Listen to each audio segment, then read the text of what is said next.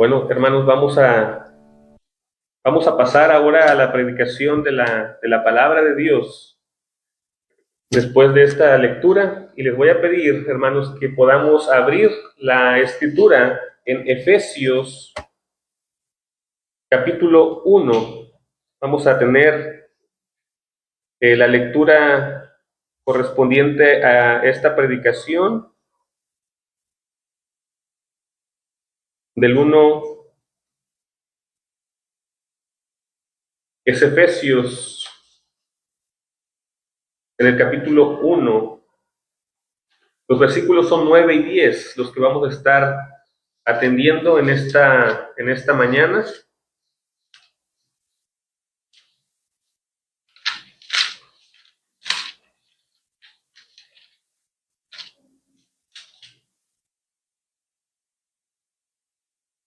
Y vamos a leer, voy a leer de los versículos del 1 al 11, al 12, perdón. Del 1 al 12. Dice la palabra de Dios, la leemos en el nombre del Padre, del Hijo y del Espíritu Santo. Pablo, apóstol de Jesucristo por la voluntad de Dios, a los santos y fieles en Cristo Jesús que están en Éfeso, gracia y paz a vosotros de Dios nuestro Padre y del Señor Jesucristo. Bendito sea el Dios y Padre del Señor Jesucristo, que nos bendijo con toda bendición espiritual en los lugares celestiales en Cristo, según nos escogió en Él antes de la fundación del mundo, para que fuésemos santos y sin mancha delante de Él en amor, habiéndonos predestinado para ser adoptados hijos suyos, por medio de Jesucristo, según el puro afecto de su voluntad, para alabanza de la gloria de su gracia, con la cual nos hizo aceptos en el amado, en quien tenemos redención por su sangre, el perdón de los pecados según la riqueza de su gracia, que hizo sobreabundar para con nosotros en toda sabiduría e inteligencia, dándonos a conocer el misterio de su voluntad según su beneplácito, el cual se había propuesto en sí mismo de reunir todas las cosas en Cristo en la dispensación del cumplimiento de los tiempos, así los que están en los cielos como las que están en la tierra. En él asimismo tuvimos herencia, habiendo sido predestinados conforme al propósito del que hace todas las cosas según el designio de su voluntad, a fin de que seamos para alabanza de su gloria, nosotros los que primeramente esperábamos en Cristo. Amén. Oremos, hermanos. Padre, Dios Todopoderoso, Creador de todas las cosas, Señor, nuestro Salvador, en esta hora, Señor, te invocamos a ti, Padre, que nos ayudes para que tu palabra sea predicada con toda claridad, Señor, con toda fidelidad también a lo que anuncias en el Evangelio, Señor, en este canon que tenemos hoy y recibimos nosotros como tu palabra. Señor, te pido que limpies, Señor, nuestros corazones, nuestros pecados, nuestros males, Señor, y que uses a esta persona que está hoy elevando esta oración, Señor, a pesar de todo lo que naturalmente puede haber, Señor. Pero que tú, Señor, me puedes cubrir con tu gracia, Señor, y puedes transformar nuestras vidas. Te ruego, Señor, que sean gratos los dichos de mi boca y las meditaciones de nuestros corazones delante de ti, oh Dios, roca nuestra y redentor nuestro. Amén. Hermanos queridos, entonces volvemos a el punto de nuestra serie. El título de la serie es la teología del pacto, que es lo que estamos viendo. Y hoy vamos a ver el final de la historia. Todo esto reunido en Cristo. Entonces vamos a estar hablando acerca de lo que es los eventos futuros, que también, hermanos, se conoce como escatología. Quiero que podamos familiarizarnos con esta palabra. La escatología son los eventos futuros o los eventos en la historia de la redención. Incluyen cosas que vienen desde atrás, que se han estado cumpliendo, vienen profecías cumplidas, vienen asimismo también, hermanos, algunas cuestiones que están pasando ahora mismo y asimismo también podemos encontrar nosotros eventos futuros y eventos eternos en esta disciplina llamada la escatología. Y hoy, hermanos, estamos celebrando nosotros, dentro de nuestro calendario, el Domingo de Ramos. Y bueno, algunos podrán pensar que esta celebración no tiene nada que ver con el día de reposo, pero efectivamente es un hecho histórico que conecta con la escatología. Esto lo podemos encontrar en la palabra de Dios y podemos encontrar que el Señor Jesús, mientras anduvo en su ministerio terrenal, y él entró a la ciudad, dice que algunos de ellos cortaban ramas de los árboles y decían, Hosana al Hijo de David. Entonces este es un hecho histórico y bíblico, que el pueblo en ese tiempo reconocía que Jesús era el rey, pero no entendían plenamente qué tipo de reino estaba trayendo este Cristo al que ellos le decían Hosana al Hijo de David. Ellos esperaban un reino visible e inmediato, una liberación política, una manifestación evidente del poder de Dios. Sin embargo, en este evento que encontramos en las Santas Escrituras, Cristo entra en Jerusalén para establecer un trono terrenal, no para establecer un trono terrenal inmediato, sino para cumplir el plan eterno de Dios mediante la cruz. Y aquí, hermanos, tenemos esta conexión con lo que vamos a ver el día de hoy, porque ellos veían un momento, pero Dios estaba cumpliendo toda la historia en Cristo. Ellos veían a un rey entrando, pero Dios estaba reuniendo todas las cosas en Cristo. Y esto es lo que el apóstol Pablo explica en Efesios, el texto que acabamos de leer, que Dios estaba llevando toda la historia hasta el punto final y poniendo a Cristo como la cabeza de todo. Entonces Cristo es colocado allí como la cabeza de todo. Y vamos a poder ver nosotros aquí en esta predicación cómo es que hay un paralelismo entre esta historia o estas historias de la antigüedad y lo que hoy queremos proyectar. Entonces, hermanos queridos, vamos a centrarnos en este asunto para dar conexión y finalizar la parte de lo que es la teología del pacto, que finaliza evidentemente con, particularmente con eventos futuros y también presentes. Pero no quiero, hermanos, que nosotros únicamente nos enfoquemos en estos eventos, sino también en que todo esto son cosas que ya han pasado, pero que se expanden hacia un panorama más amplio para nosotros, con este reflejo que la cruz nos proyecta a nosotros como cristianos. Entonces, en primer lugar, vamos a ver este misterio de Dios del que habla aquí el apóstol Pablo. En el versículo 9 dice, dándonos a conocer el misterio de su voluntad, según su beneplácito, el cual se había propuesto en sí mismo. Entonces Dios nos ha dado a conocer un misterio a nosotros.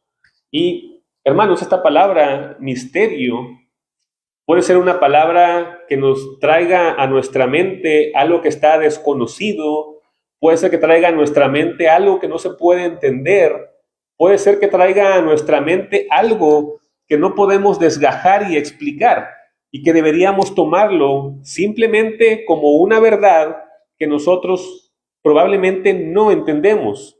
Pero aquí el pasaje está diciendo que el Señor nos ha dado a conocer el misterio de su voluntad. Entonces, lo que significa que para algunos es misterio, o para algunos fue misterio, pero que ahora nos ha sido dado a conocer a nosotros. Entonces, cuando el apóstol está hablando de misterio, no está hablando de algo oscuro o inaccesible, porque esto lo contrastamos con lo que había en el mundo antiguo, lo que significaba un misterio en otras religiones que eran cerradas. Por ejemplo, que en las religiones de la antigüedad había secretos, había rituales secretos, había iniciaciones privadas, había un conocimiento reservado solamente para algunos pocos. Por ejemplo, yo puedo hablar algunos de los más conocidos, de los que probablemente todos nosotros estemos familiarizados, el gnosticismo, por ejemplo. El gnosticismo, que era una doctrina que se había propagado dentro de la misma iglesia cristiana y que hoy, bueno, tenemos un gnosticismo moderno en forma de sociedades secretas o de cursos a través de sociedades discretas o secretas. Por ejemplo, también puedo hablar acerca de la masonería, que tienen ellos una iniciación donde hay ciertos conocimientos ocultos que solamente los que están allí dentro de ese grupo selecto conocen. Pero aquí, hermanos, hay algo contrastante con el misterio del que está hablando el apóstol Pablo, porque si en la antigüedad solamente los iniciados podían acceder a este conocimiento, vemos que en el Evangelio es exactamente lo opuesto. En el Evangelio podemos ver que este es un misterio revelado, como lo explica el apóstol Pablo y algunos de los teólogos que comentan este pasaje. Dicen que el misterio es el plan de la redención de Dios, que antes estaba oculto, pero ahora ha sido revelado al pueblo. Entonces, queridos hermanos, podemos ver que dentro de la fe cristiana, o lo que llamamos cristianismo o cristiandad, no hay niveles secretos, no hay niveles secretos. Si usted está asistiendo a una iglesia en donde hay un grupo de personas selectas o elegidas, donde hay ciertos misterios que no son revelados a los demás, pues tengo que decir que usted está en una secta, porque en el cristianismo no hay niveles de conocimiento, no hay un conocimiento oculto para una élite. Esto no existe. Dios ha abierto su propósito a todos los creyentes, entonces descartamos las élites en este sentido dentro de la iglesia. No existen grupos selectos, porque este misterio es que Dios está reuniendo todas las cosas en Cristo. Es algo que podemos entender plenamente, y que toda la historia tiene un propósito que converge todo esto en Jesucristo. Ahora, ¿por qué entonces, por qué se llama misterio? Al menos veo dos razones por las que en este pasaje se llama misterio. ¿Por qué? Porque estaba oculto para todo el mundo y estaba revelado solamente a un pueblo escogido, que en este caso era el pueblo de Israel, quienes tenían ellos la palabra de Dios y el conocimiento de Dios, pero que ahora se ha dado a conocer, se ha extendido, como lo hemos visto en los sermones anteriores. Ahora este conocimiento ya no está reservado solamente para un pueblo, sino que, como lo dice la palabra misma, que de los dos, de los gentiles y de los judíos, hizo un solo pueblo en Cristo, los unió, siendo Él esta piedra del ángulo, que no solamente une lo antiguo con lo nuevo, no solamente son unidos los profetas con los apóstoles, sino asimismo también la iglesia se hace más extensa, la iglesia se hace más amplia en este mensaje que nosotros podemos verificar aquí en las Escrituras. Entonces, esta es la razón número uno por la que este misterio es dado a conocer a los hombres. Y también, por otro lado, tenemos el aspecto espiritual, hermanos, que el entendimiento es contrario al pensamiento del hombre, que está endurecido y que está dañado por el pecado, pero que sin embargo a través de la obra del Espíritu Santo, Él hace que nosotros podamos entender este misterio. Es decir, hermanos, que sin la obra del Espíritu Santo nosotros podríamos estudiar teología, podríamos estudiar conceptos filosóficos, podríamos nosotros tener evidencia externa, por ejemplo, de que la Biblia es la palabra de Dios.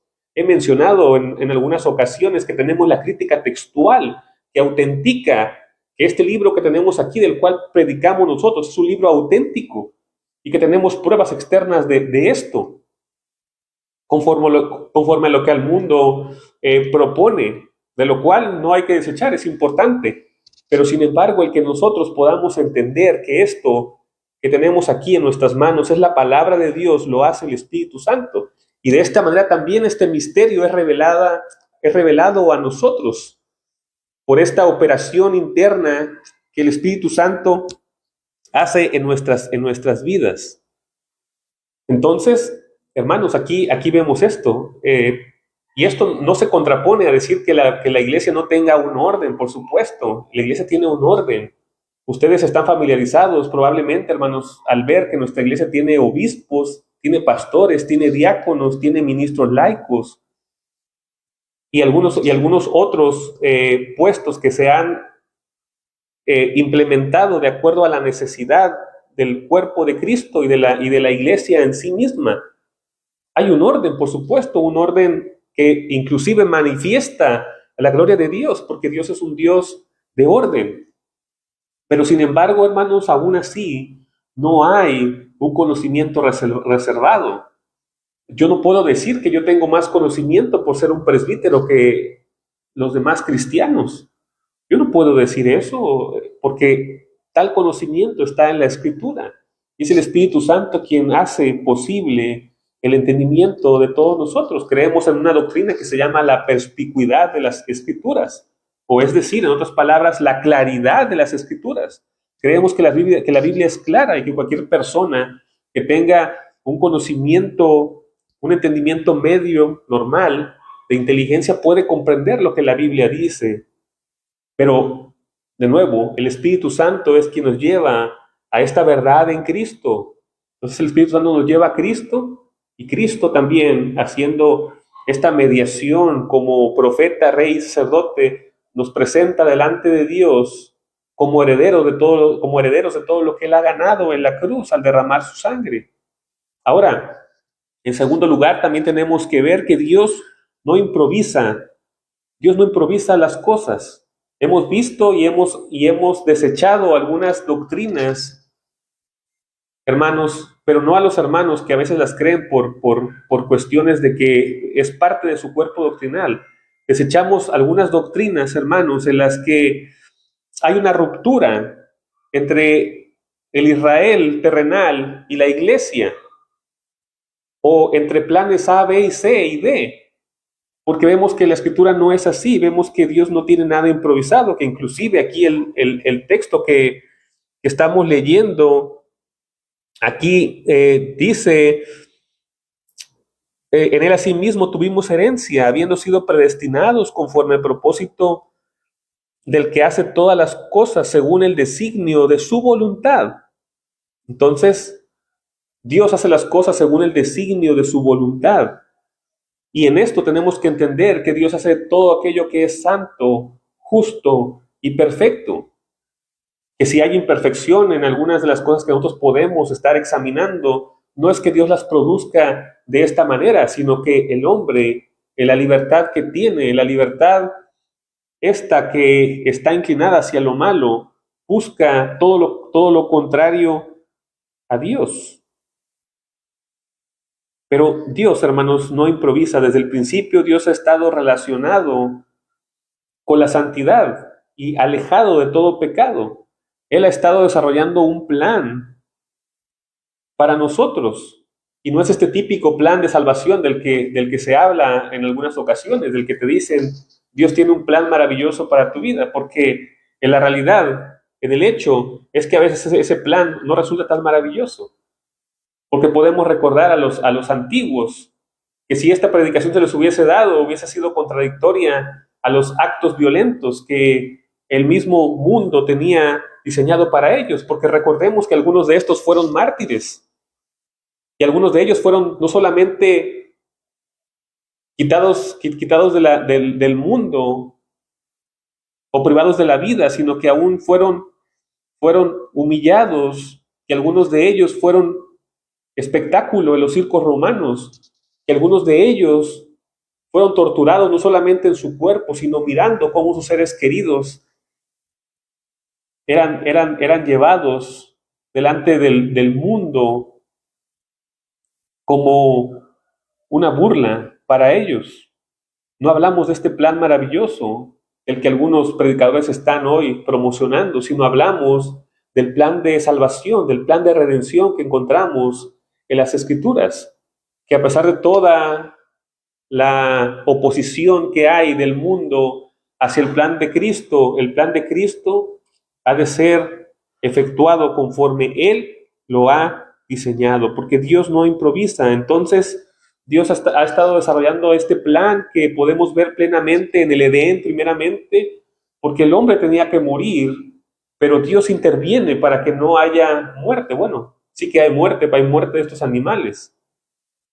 Donde hay muerte, pues siempre va a haber muerte, ¿no? Y aquí Dios toma a estos animales y los sacrifica para poder cubrir la vergüenza del hombre. También vemos este pacto con Abraham nuevamente, y también aquí hay sacrificio. Si podemos recordar, el Señor le pidió a Abraham sacrificar a su hijo, pero después se proveyó de animales que fueron partidos por la mitad, lo cual también representa a los votos antiguos, a los pactos antiguos, o como diríamos nosotros, que me parta un rayo si no sucede esto, ¿no? Pero ahí Dios partió animales, como diciendo que Dios me parta si no se cumple este hecho en mí.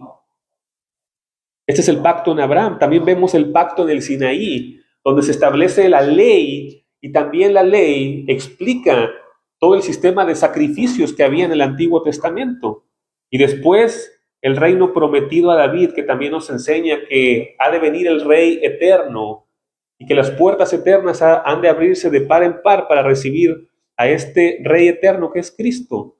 Y por último, pues podemos encontrar la venida de Cristo, la primera venida del Señor Jesucristo a la tierra. Y el plan sigue avanzando en esta economía de la redención. La historia no es una serie de eventos desconectados, entonces podemos ver que es un rompecabezas que podemos armar perfectamente según el canon de las Escrituras.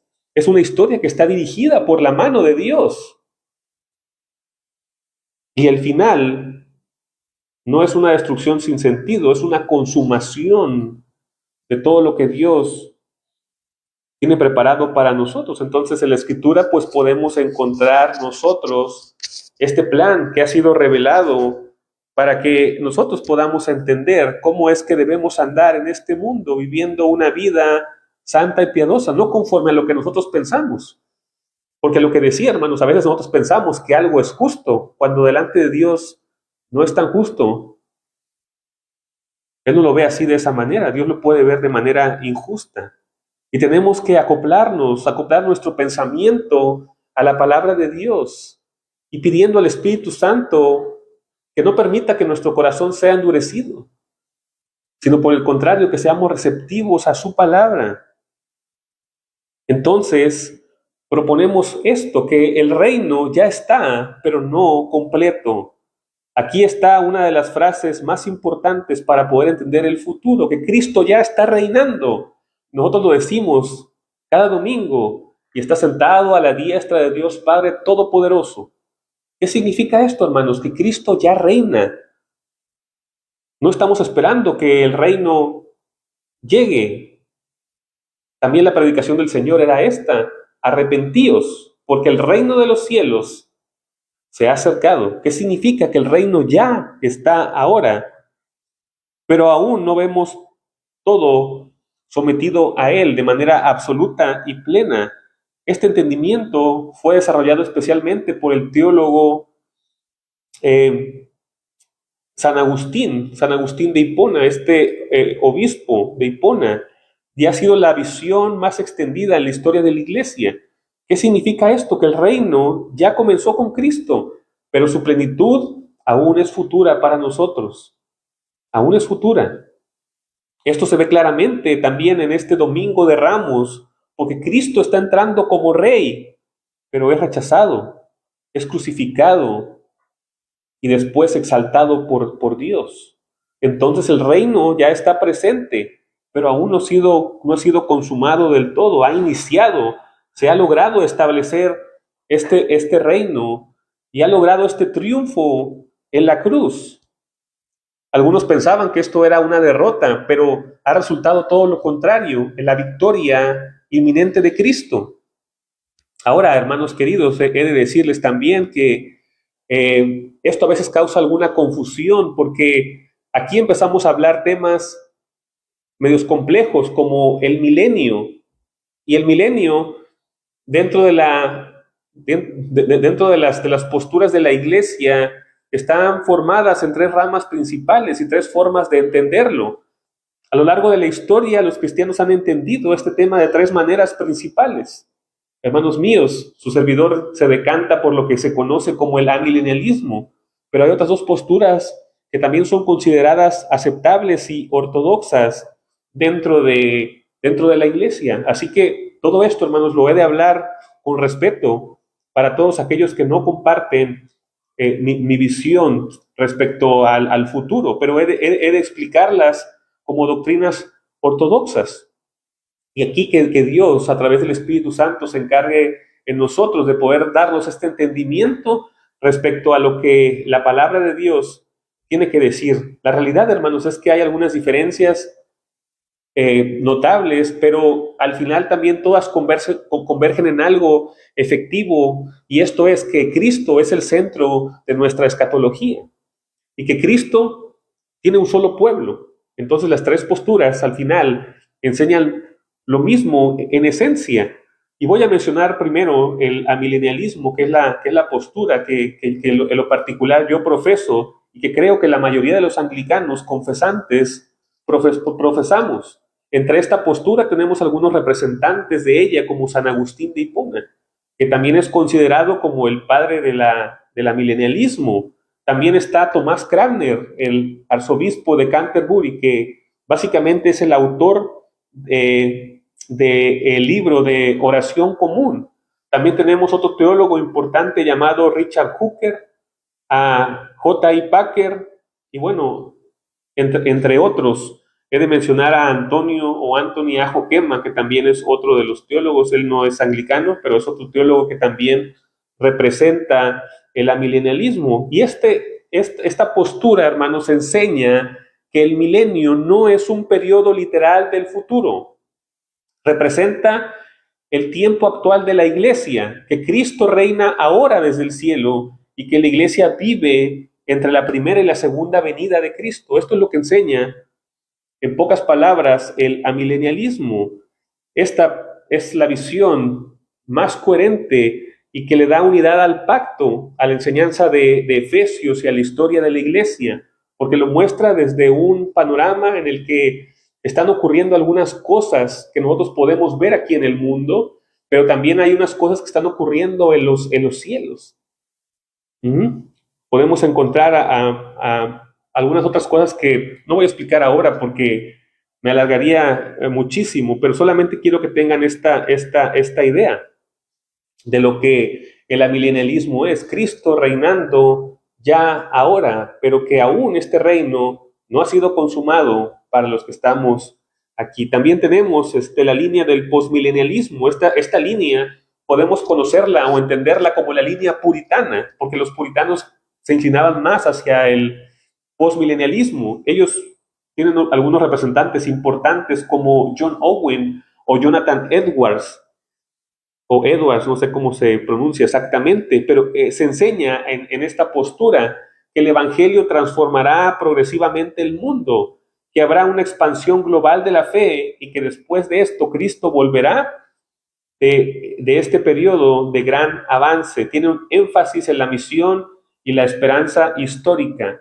Entonces, el amilenialismo, hermanos, primeramente, pues es un poco, ¿cómo decirlo? No es tan alentador, porque al final postula que va a haber una crisis mundial, y esta crisis va a ser restaurada por Cristo. Y cuando hablo de crisis, pues hablo de que habrá una maldad extendida por todo el mundo, mientras que el postmilenialismo lo ve diferente. Aquí lo ve como una etapa dorada en la que se predicará la palabra de Dios y la gente se arrepentirá, y después de esto vendrá Cristo. Y también tenemos el premilenialismo histórico, que es otra de las posturas ortodoxas, la cual no debemos confundir con el premilenialismo dispensacional. Este premilenialismo histórico es diferente, porque también se centra en la cruz, en Cristo, en un solo pueblo, a diferencia del premilenialismo dispensacional. Aquí tenemos algunos teólogos, por ejemplo, un padre de la iglesia que creía en esto, probablemente no exactamente como el premilenialismo actual, pero he de mencionarlo, es Ireneo de León. Y un teólogo importante de anglicano, el obispo de Liverpool, J.C. Ryle, también creía en el premilenialismo histórico.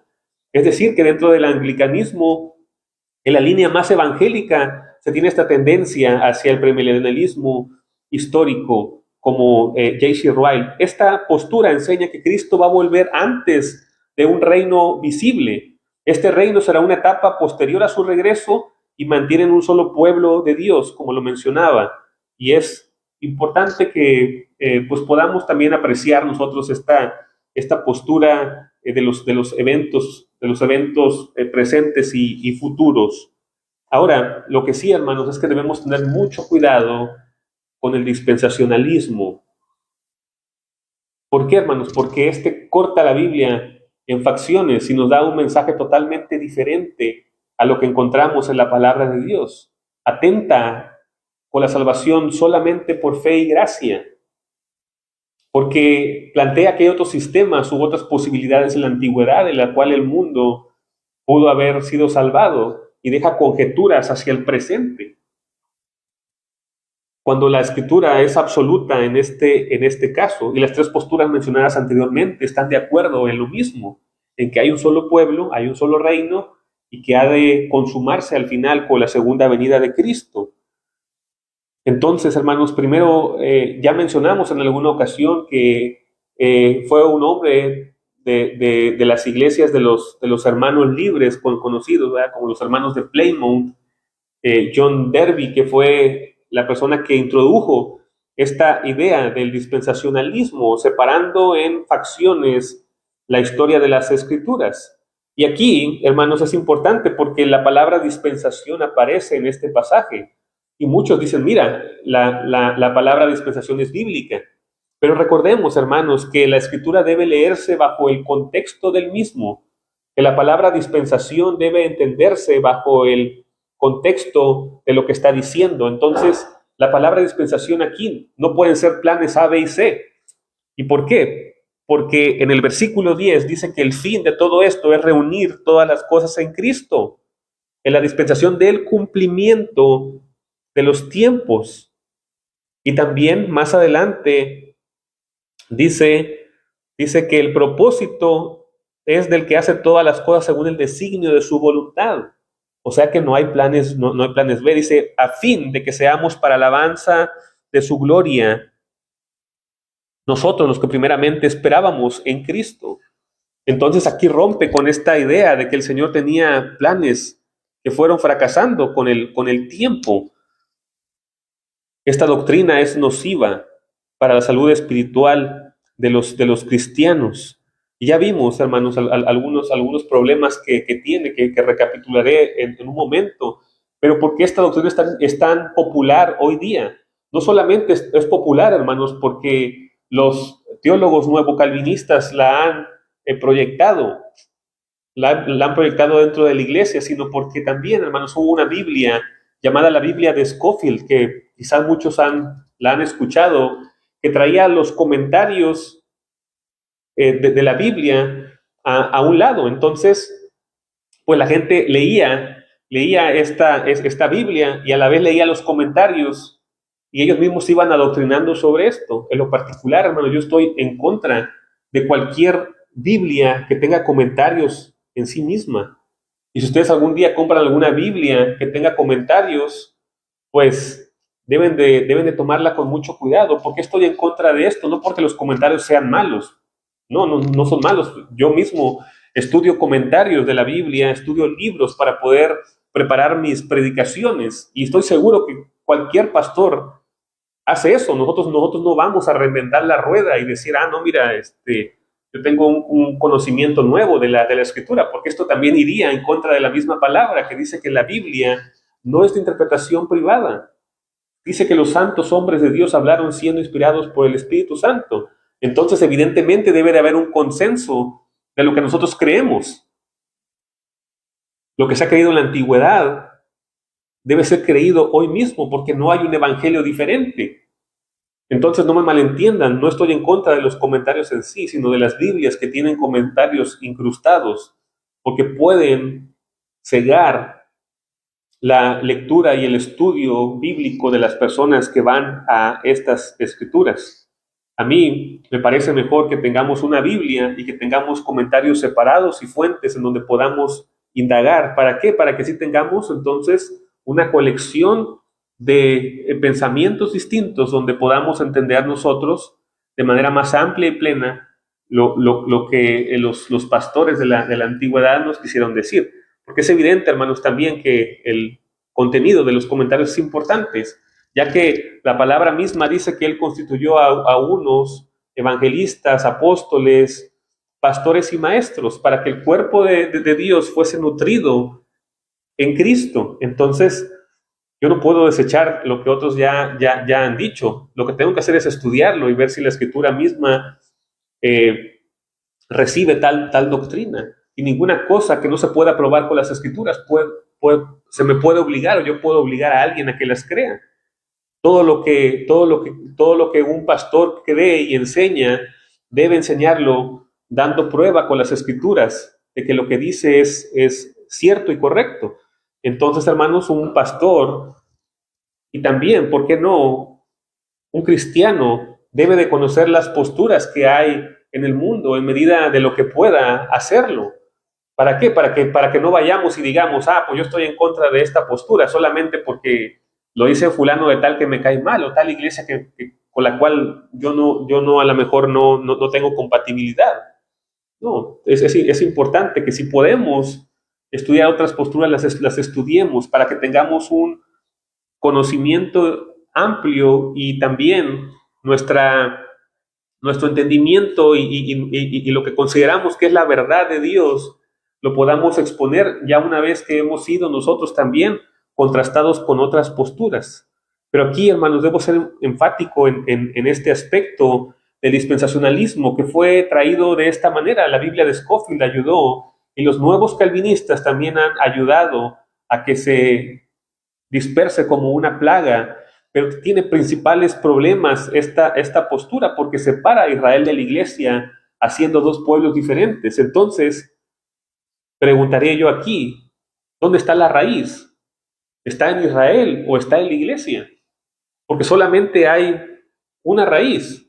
Y vemos aquí que la Escritura nos dice que el olivo silvestre fue injertado dentro del olivo, de donde la savia, que es Cristo el Señor, nutre todo el árbol. Entonces, de Israel y de los gentiles hizo un solo pueblo el Señor. La Escritura misma lo dice de manera literal. Porque también el dispensacionalismo rompe la unidad del pacto de Dios y nos muestra pactos aislados y diversos, como si fuese una baraja de la cual nosotros pudiésemos seleccionar, ¿no? Y algunos dicen cosas como estas: me gustaría haber vivido en el Antiguo Testamento porque hacían tal cosa, porque tal cosa era permitida. Eso es falso. No era permitido, sino que los hombres hacían tales cosas por su propia maldad. Y aquí vemos la misericordia y la gracia de Dios perdonando. Por ejemplo, algunos dicen, he escuchado a algunos hombres que dicen que quisiera haber estado en el tiempo de David para tener muchas mujeres. ¿Acaso Dios le permitió a David tener muchas mujeres? No, no le permitió eso, sino que David, conforme a la costumbre de los reyes, hacía. Y el Señor, desde antes de que David subiera al trono, les aclara esto, que el rey de Israel haría probablemente lo que los demás reyes hacían. Entonces, vemos que Dios en manera alguna está permitiendo el pecado o está salvando al mundo de maneras diversas, sino que los hombres mismos que encontramos en las Escrituras son hombres pecadores. Son ejemplo para nosotros en muchos aspectos, en el sentido de la fe, en el sentido de llevar esta ascendencia en ellos y este pacto también plasmado en ellos. Pero en cuanto a sus pecados, eran igual que nosotros en ese aspecto. Y porque también, hermanos, el tema del dispensacionalismo trata de reintroducir templo y sacrificios. Hoy vemos iglesias que tienen estrellas de David, y bueno, esto aquí es debatible si la estrella es de David o no, ¿verdad? Pero la verdad es que todo esto es sombra de lo que había de venir, y ahora traerlo nuevamente al presente oscurece la imagen del Cristo que nosotros estamos predicando. Un Cristo que ha resucitado y que ha ganado sobre todo esto, que era sombra de nuestra esperanza. Entonces, todo esto hace que entre en tensión con el Evangelio, porque Cristo es el sacrificio final y absoluto para nosotros. Y Cristo es el verdadero templo ahora para nosotros. Y entonces no hay ninguna cosa fuera de Cristo, todo está anclado a Cristo. No necesitamos volver atrás, necesitamos mirar a Cristo, puesto los ojos en Jesús, el autor y consumador de nuestra fe. Entonces, ¿por qué ver atrás? En el sentido de querer recuperar lo que ha sido cumplido en Cristo. Podemos ver atrás, pero para mirar a Cristo. No para tratar de reconstruir las sombras del pasado. Ahora, también, hermanos, el tema de las posturas que hablaba y como he de hacer énfasis en el amilenialismo, porque pienso que es la postura que el anglicanismo clásico tiene, que el anglicanismo clásico creía, creo que casi en su totalidad. Aquí hay un problema, porque en el tema del milenio podemos encontrar que Satanás está atado. Y entonces hay una pregunta aquí, si está atado, ¿por qué hay tantas guerras? ¿Por qué hay tantos males? ¿Por qué hay tantos asesinatos? ¿Por qué hay tanta maldad? Si es que está atado. Entonces, quiero decir, hermanos, que Cristo nos enseña a través de la revelación del Nuevo Testamento, particularmente el Apocalipsis, que el que esté atado Satanás no significa que no actúe. Porque debemos de recordar que también la Biblia nos enseña que Él está como león rugiente buscando a quien devorar. Entonces no significa que Satanás no actúe, sino que significa que está restringido. Cristo ahora impide que Satanás engañe como lo hacía antes. Este es el tipo de atadura del que estamos hablando hoy nosotros, porque antes de Cristo las naciones estaban en oscuridad casi total, hermanos, fuera de Israel. ¿Por qué? Porque pues, la salvación venía de los judíos. Y en un sentido, para poder estar cerca de esta verdad, habría que estar con los judíos en un sentido. Porque ellos tenían las Santas Escrituras que dan testimonio de Dios y de Cristo. Entonces todo el mundo fuera del pueblo de Dios estaba en oscuridad casi plena, pero ahora que ha sido atado el diablo, podemos ver que el evangelio se ha extendido a todo el mundo, que nosotros, sin ser judíos de sangre, hemos sido alcanzados por el evangelio, hemos podido ver en la historia que ha habido países enteros que se han convertido al evangelio de Jesucristo. Entonces vemos que después de Cristo el evangelio se extiende globalmente, que Jesús mismo dice: y me seréis testigos en toda Judea, en Jerusalén, en Samaria y hasta lo último de la tierra. Esta profecía puede cumplirse únicamente si Satanás está atado, y entonces la predicación de la palabra puede llegar a todos los puntos. Pero sin embargo, la maldad aún está allí, porque también se le ha permitido al diablo el influir sobre este mundo pecaminoso. Entonces, aquí podemos ver que el texto nos está mostrando que el poder de Dios es ilimitado, mientras que el poder del diablo está limitado y él ha sido subyugado ante el edicto del rey. Así que, hermanos, cuando hablamos de que Satanás está atado, debemos de verlo en este sentido, de que la palabra de Dios sigue avanzando a pesar de que haya intentos de maldad en el mundo. No significa que no haya oposición. Recordemos otro pasaje: no tenemos lucha contra sangre ni carne, sino contra principados, potestades, contra huestes celestiales, etcétera, etcétera. Entonces podemos ver esto, que aún así tenemos una lucha con el mal. pero que Satanás ha sido atado y que no impedirá que la palabra de Dios llegue y haga lo que tenga que hacer. Ahora, hermanos, también debemos de ver que esto es reconfortante para nosotros, porque la Biblia habla de la segunda muerte, porque no solamente se habla en la Escritura de una muerte física, sino que se habla de la separación eterna entre el hombre y Dios. Pero aquellos que están en Cristo han sido vivificados espiritualmente, han participado de esta nueva vida, y por eso es que no temen ese destino final y terrible. El creyente no vive con una ansiedad por el futuro. El creyente vive con confianza. Cuando nosotros leemos el Apocalipsis o los eventos futuros que hay en las Escrituras, son eventos que son de consuelo para nosotros.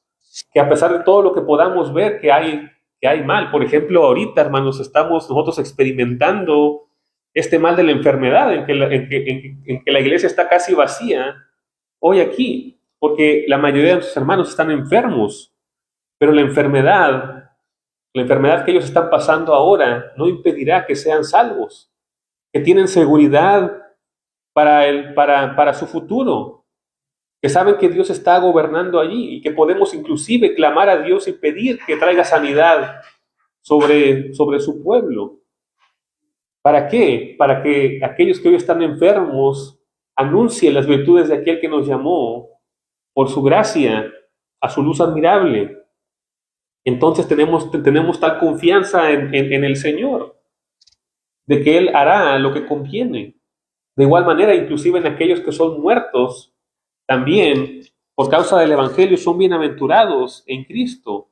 Podemos recordar, hermanos, aquel hombre que fue pionero de la Escritura, William Tyndale, de quien gracias a su intervención y traducción tenemos hoy una Biblia. Pero él fue muerto al final. Pero en su lecho de muerte, bueno, y lecho es por decirlo de una manera agradable, porque en realidad él fue llevado a la hoguera y asfixiado. Y sus últimas palabras fueron que Dios habla a los ojos del rey.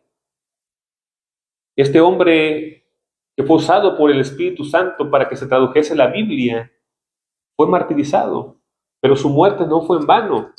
Gracias a personas como él, hoy tenemos la Escritura.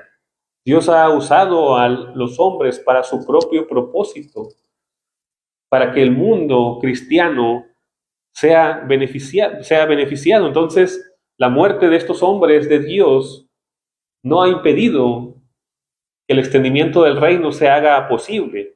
Aquí podemos ver a Satanás atado, y no puede hacer nada para que la palabra de Dios llegue a todas las personas, para que se expanda por todo el mundo. Entonces, hermanos, al ver la historia no debemos de verla como algo caótico, ni absurdo, ni como una serie de accidentes, sino como una historia dirigida hacia un final glorioso. Cito a Hockema, que señala que el Apocalipsis no es una línea simple, es una misma historia vista desde diferentes ángulos. Cada sección añade profundidad, hermanos. Es como si estuviésemos nosotros hoy en un partido de fútbol y pudiésemos ver desde diferentes ángulos, con diferentes cámaras, una misma escena. Como si tuviéramos nosotros por ahí siete cámaras visualizando lo mismo, desde arriba, desde el lado derecho, desde el lado izquierdo, desde tal ángulo, y pudiésemos ver con detenimiento lo que está ocurriendo en alguna escena de este partido de fútbol.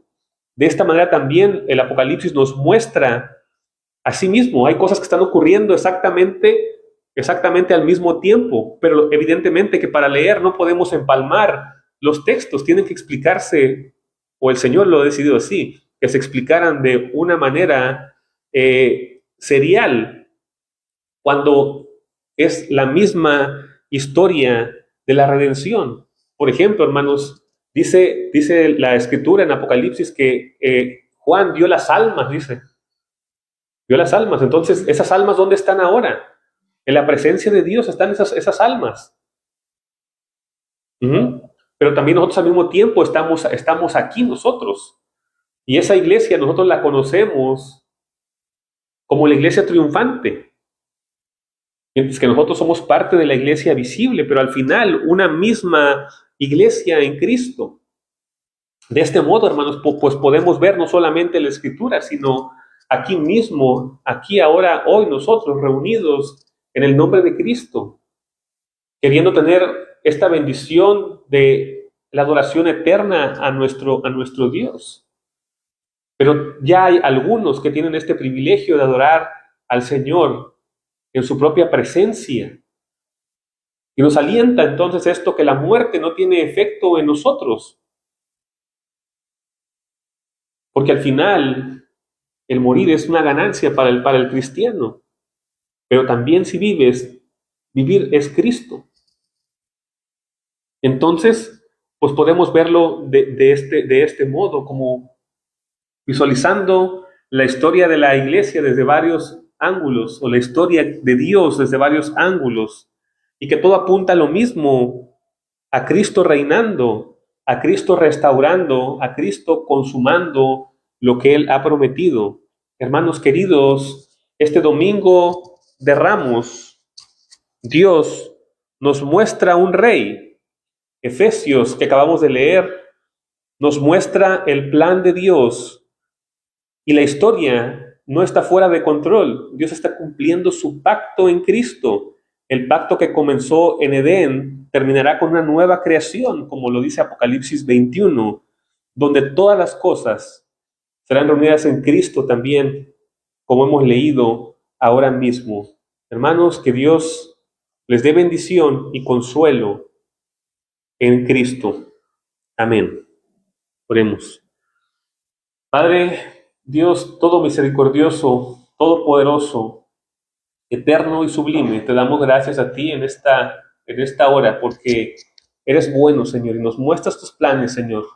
Por eso dice tu palabra que ahora eres nuestro amigo, porque nos muestras tu plan, Señor. No lo tienes oculto para nosotros, no te lo has reservado, sino que lo has compartido con nosotros, para que te adoremos y te glorifiquemos, Señor. Y vemos que no nos queda de otra más que rendirnos ante tus pies, Señor, y declarar que tú eres un Dios santo, perfecto, justo y lleno de amor para con nosotros. Derrama tus bendiciones, Señor, sobre nuestras vidas, por los méritos de Cristo, nuestro Salvador. Amén.